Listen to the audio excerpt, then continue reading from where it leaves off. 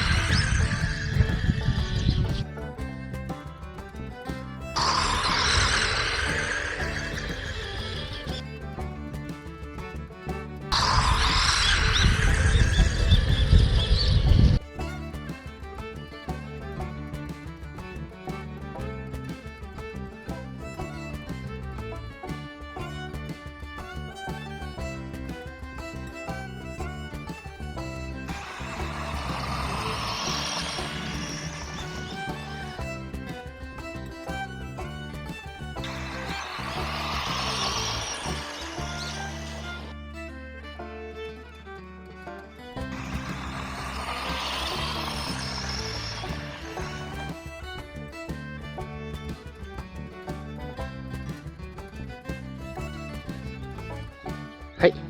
今日は DT02 を持ってきて、スパーギア、ピニオンギア、ギア比の違いによる走行テストにはなりましたけど、いかがだったでしょうか。それでは今日の動画に関しては以上となります。また今後もラジコンの動画やいろいろな動画撮っていこうと思いますので、いいねボタン、チャンネル登録もよろしくお願いいたします。それでは最後までご視聴いただきありがとうございました。失礼いたします。